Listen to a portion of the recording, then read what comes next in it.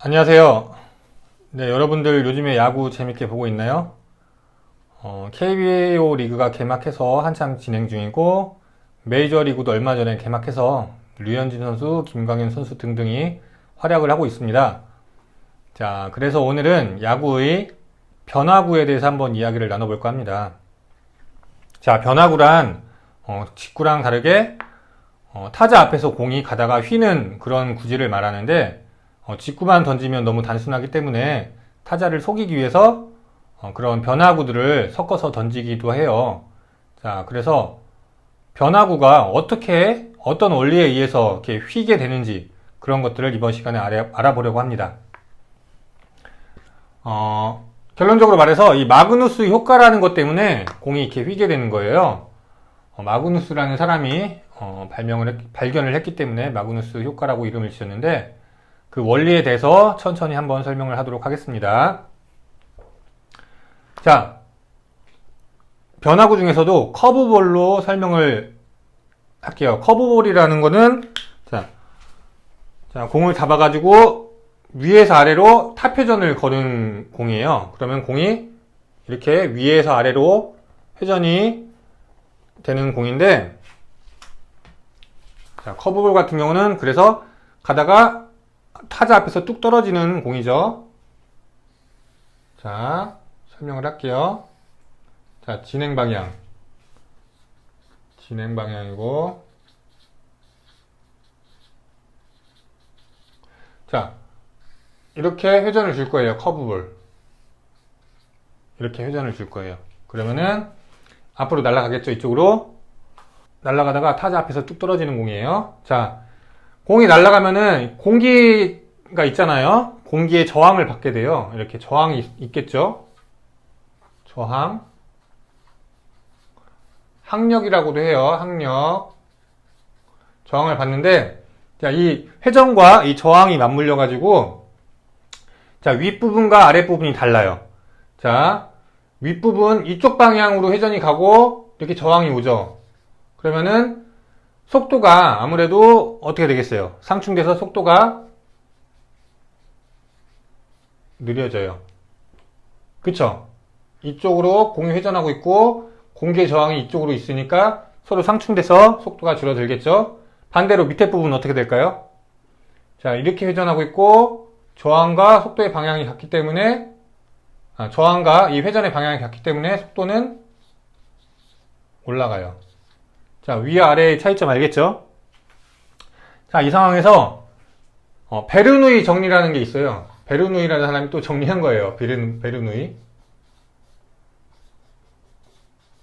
자, 속도가 낮아지면은 압력이 어떻게 될까요? 압력이 높아지고, 속도가 높아지면 압력이 줄어들고, 이런 베르누이라는 사람이 이렇게 정리를 했어요. 속도가 낮아지면 압력이 높아지고, 속도가 높아지면 압력이 낮아진다. 이렇게 정리를 했는데, 선생님이 생각했을 때 그 이유가 뭐냐면은, 선생님 생각이에요. 속도가 낮다는 얘기는 공기가 아무래도 이 안에 많이 머물러 있겠죠?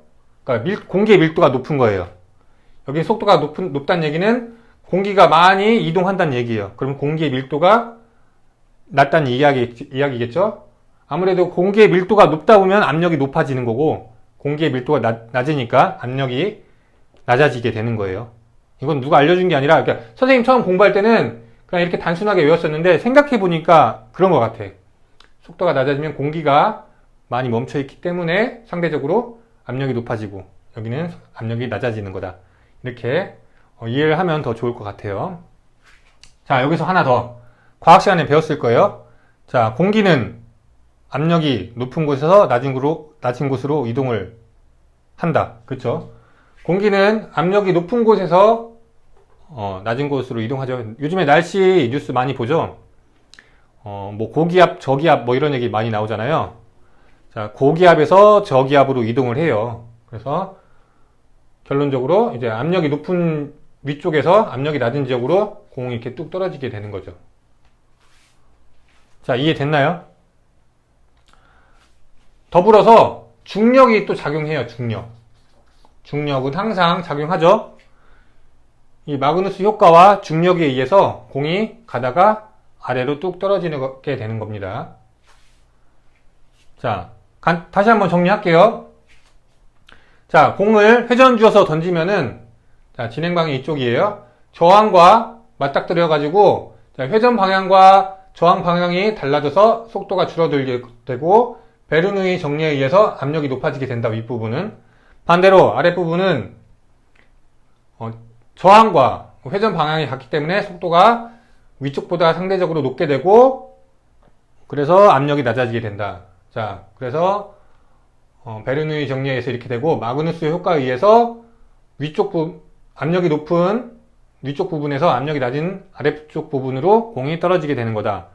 게다가 중력이 더 작용하기 때문에 그 효과가 합쳐져서 공이 밑으로 떨어지게 되는 거다. 이렇게 정리를 할 수 있겠네요. 어렵지 않죠, 여러분? 자, 커브볼 뿐만이 아니라 다른 변화구들 다 이런 원리에 의해서 공이 휘어지게 되는 겁니다. 축구, 배구, 농구 다 마찬가지예요. 바나나킥도, 자, 바나나킥을 예로 들면은, 자, 바나나킥, 공을 여기 오른쪽 부분을 쳤어요. 오른쪽 부분을 쳐가지고 회전을 걸어요. 이렇게 가겠죠? 회전을 가겠죠? 그러면은 이쪽 부분이 속도가 줄어들게 되고 압력이 높아지고 이쪽 부분이 속도가 높아지고 압력이 낮아지게 돼요. 그래서 이렇게 휘게 되는 거예요. 바나나킥. 다 이 원리에 의해서 공이 회전하고 회전하고 공이 날아가는 겁니다. 스포츠에 보면은 이런 과학적 원리들이 적용되는 부분들이 굉장히 많아요. 이런 구기 종목에서는 이렇게 선생님이 설명한 회전에 대한 원리부터 유도, 수영, 기타 등등 여러 가지 육상 같은 경우도 다양한 종목에서 여러 가지 과학적 원리들이 적용되는데 그런 과학적 원리들을 알고서 스포츠를 감상하면 더욱더 재밌기도 하고요. 선생님이 앞으로 이런 과학적인 원리들을 스포츠에 적용되는 과학적 원리들을 설명할 수 있는 시간을 마련하도록 하겠습니다. 자, 여러분들 조금 지루했을 수도 있는데요. 알고 보면 굉장히 재밌는 부분들도 많아요. 앞으로 이런 과학적 원리들을 설명할 수 있는 시간을 마련할 테니까요. 많이 관심 가져주시고요. 그럼 오늘 영상은 여기서 마치도록 하겠습니다. 그럼 안녕.